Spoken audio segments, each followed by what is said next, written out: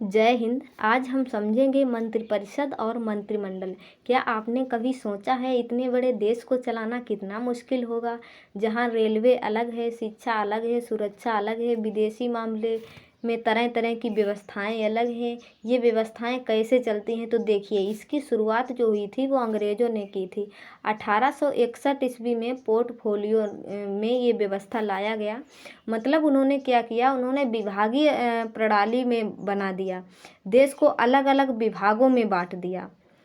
शिक्षा का काम शिक्षा डिपार्टमेंट करने लगा, रेल का काम रेल डिपार्टमेंट का हो गया, जिसे हम लोग वर्तमान समय में मंत्रालय कहते हैं। इसकी शुरुआत लॉर्ड कैनिंग के समय हुई थी। जितने भी मंत्री होते हैं, चाहे वो लोकसभा से आएँ या फिर राज्यसभा से आएँ, लेकिन सभी के सभी मंत्री कहाँ बैठते हैं, तो वो लोकसभा के अंदर बैठते हैं। मंत्रिपरिषद जो होता है वो लोकसभा के प्रति उत्तरदायी होता है। अब समझेंगे हम मंत्रिपरिषद और मंत्रिमंडल में कौन कौन से मंत्री होते हैं।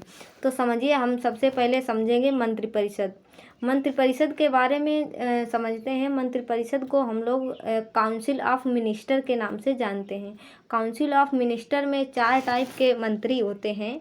कौन कौन से मंत्री होते हैं? किसी भी एक डिपार्टमेंट का, किसी भी एक विभाग का सबसे बड़ा मंत्री जो होता है, उस विभाग के सबसे बड़े मंत्री को हम लोग कैबिनेट मंत्री कहते हैं। उस विभाग के सभी फैसले उस विभाग का कैबिनेट मंत्री लेता है। जैसे रेल मंत्रालय एक विभाग है, इस विभाग के सभी फैसले कौन लेगा? तो ये कैबिनेट मंत्री लेगा।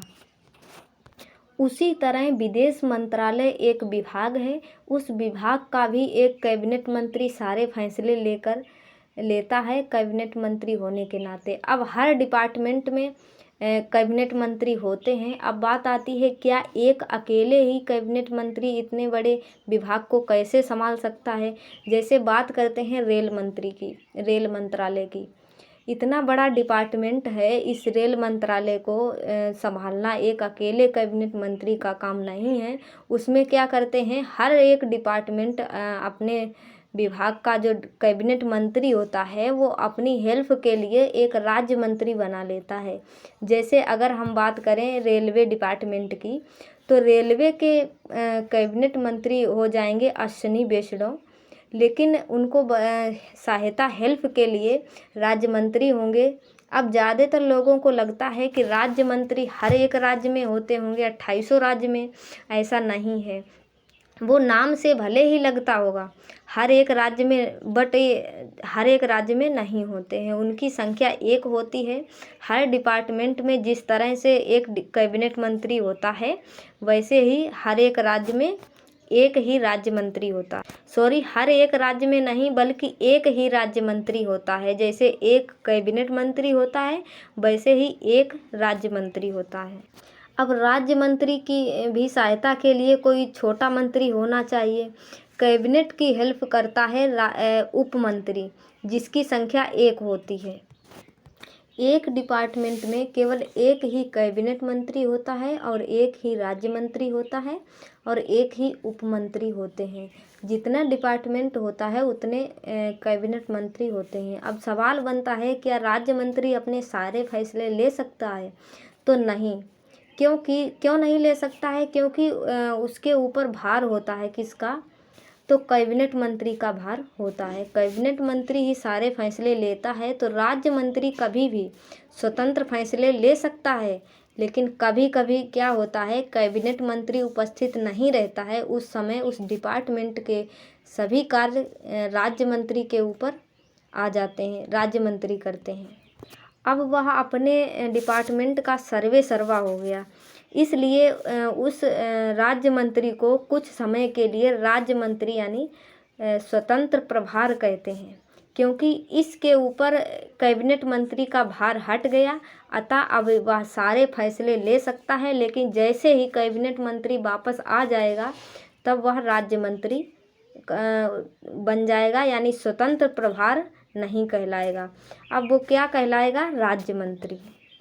अब इन चारों टाइप के मंत्रियों को मिला करके क्या बनता है? तो मंत्रिपरिषद।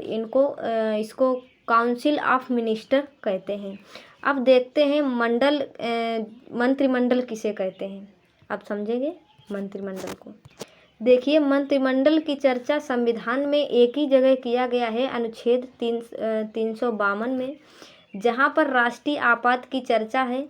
राष्ट्रीय आपात क्या होता है? राष्ट्रीय आपात, इसको हम एक दूसरे वीडियो में डिटेल से बताएंगे, लेकिन अभी हम समझते हैं मंत्रिमंडल क्या होता है। मंत्रिपरिषद में ए ग्रेड के मंत्रियों को निकाल करके मंत्रिमंडल बनता है।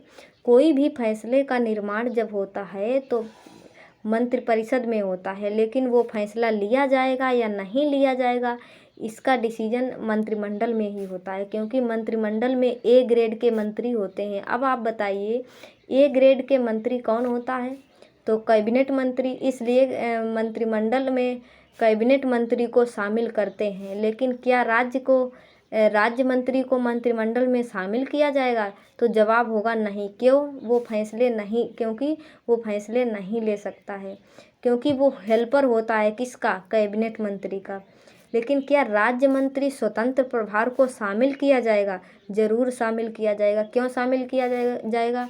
क्योंकि राज्य मंत्री स्वतंत्र प्रभार इसलिए बना है क्योंकि उस विभाग के कैबिनेट मंत्री इस समय नहीं है, और जब उस विभाग का कैबिनेट मंत्री नहीं होता है तो उस डिपार्टमेंट के सारे फैसले राज्य मंत्री स्वतंत्र प्रभार ही लेते हैं।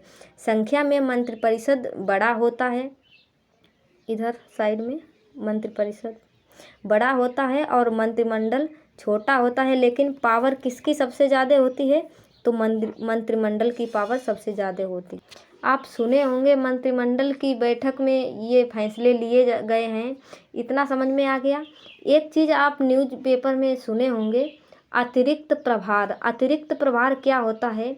जैसे मान लीजिए कोई मंत्रालय कोई मंत्री खाली नहीं है, लेकिन किसी मंत्रालय का डिपार्टमेंट छोटा है या उसमें वर्कर की संख्या ज़्यादा है, तो कोई डिपार्टमेंट खाली है तो कुछ समय के लिए उस डिपार्टमेंट का भार उस कैबिनेट मंत्री को दे दिया जाता है। जैसे गृह मंत्री को अगर कपड़ा मंत्रालय भी दे दें तो गृह मंत्रालय उसका अपना मंत्रालय हो जाएगा। लेकिन कपड़ा मंत्रालय जो है वो टेम्पोररी दिया गया है कि आप इसको भी देखिए, तो कपड़ा मंत्रालय उसके लिए अतिरिक्त प्रभार होगा। लेकिन कभी कभी क्या होता है, अतिरिक्त प्रभार कोई मंत्रालय नहीं ले पाता है या फिर उसको दिया ही नहीं जाता है, वो विभाग अतिरिक्त प्रभार नहीं कहलाता है। अतिरिक्त प्रभार में नहीं भेजेंगे तो फिर कहाँ भेजेंगे? तो प्राइम मिनिस्टर ऑफिस यानी पीएमओ में भेज दिया जाएगा। जैसे परमाणु विभाग कहाँ है? तो ज़्यादातर परमाणु विभाग पीएमओ में होता है, जिसे हम लोग प्राइम मिनिस्टर ऑफिस कहते हैं। जैसे ISRO, Indian space research organisation, जो अंतरिक्ष अनुसंधान करती है, वो सीधे पीएमओ के अंडर में आती है। पीएमओ के अंदर होने से थोड़ा सा काम फास्ट होता है, जबकि अन्य मंत्रालय में काम थोड़ा सा धीमा होता है, क्योंकि अन्य मंत्रालय में कोई भी कार्य अधिकारी उतनी जल्दी से नहीं करते हैं जितना पीएमओ के अंदर जल्दी काम हो जाता है। जब कोई काम अधिकारी के थ्रू कराया जाता है तो उसे हम ब्यूरोक्रेसी या नौकरशाही कहते हैं। भारत में ब्यूरोक्रेसी बहुत ज़्यादा है। अधिकारी बिना बताए कहीं चले जाते हैं, कहीं उनका टाइमिंग भी उतना अच्छा से फिक्स नहीं रहता है। तो ये ब्यूरोक्रेसी भारत में बहुत बड़ी समस्या है। इसको हम लोग बोलचाल की भाषा में लाल फीताशाही कहते हैं। लाल फीताशाही को कम करना बहुत ज़रूरी है। तो आई होप आपको ये मंत्रिपरिषद और मंत्रिमंडल समझ में आ गया। तो मिलते हैं नेक्स्ट वीडियो में, तब तक के लिए जय हिंद, वंदे मातरम।